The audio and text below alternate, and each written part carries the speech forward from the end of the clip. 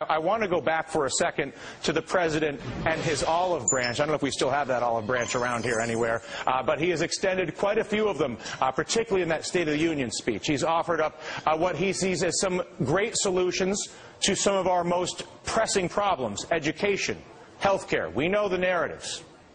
And while the president talks about jobs, rightly so, and stimulus money, and getting our money back from the bankers — there's the olive branch, see, he's extending this — as he has that conversation, and it's compelling, and you want to help him.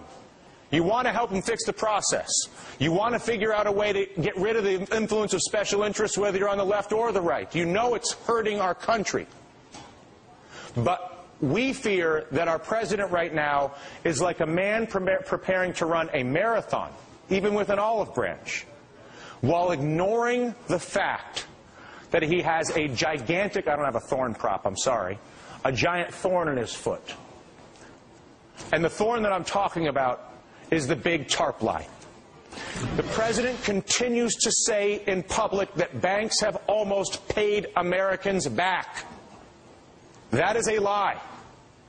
The fact is, the TARP, which Congress approved, is only 2% of the trillions of dollars and free money being provided to our banks by the Federal Reserve and the Treasury. The American people know this. They know that they are subsidizing our banking sector. And yet, the TARP lie continues to be spread by our politicians. Our problem, Mr. President, is either you don't understand it, which I doubt. I'm sure you do. You don't want the American people to understand it, which would be understandable, although I also doubt that. Or perhaps you're hoping no one will notice all the other support, and the big spend, the infinity from the Fed, will make the whole thing go away, which is what I really think's going on.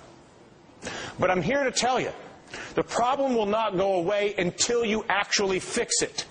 You see, we know, the American people know, that the CEOs of the banks turned into casinos like Goldman Sachs, JP Morgan, Citigroup, and AIG have paid themselves hundreds of billions of dollars building the debt bombs I was just talking about and exploiting the 0% money from the Fed and the free money they get from the Treasury. The rewards for this go to the bankers in the form of compensation, particularly the CEOs, who are the ones that decide how much risk the bank can take. Meanwhile, the risks those banks take, ultimately, the losses on all their gambling, go to us, the people, and are harvested from our labor in the form of our taxes. And worse, the extraordinary returns offered by the bankers' fraudulent practices are like a black hole for America, sucking money that would otherwise be getting invested in our country. But why would I go through the trouble of dealing with the investment when I have a funny money machine legalized by the government over here that's done in secret at the bank?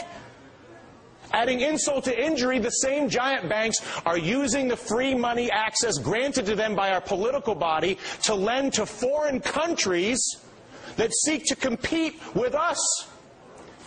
The banks do this because it's more profitable for the bank CEOs to lend to them than it is to go to the trouble to lending to America, even if it's coming at America's expense. Why would we, the people, vote for you, the politicians, to do that to us? It's beyond my comprehension, and I suspect almost every other American who understands it. Mr. President, you have an ambitious agenda, which so many of us would happily support. But please, for your own sake, you need to realize that you cannot run a marathon without taking the thorn out of your foot. And the thorn is the use of taxpayer subsidies to support banks' legalized gambling and foreign lending while taking away American homes and jobs. It's still hurting us economically, and if you continue with the TARP lie, it will continue to hurt you politically.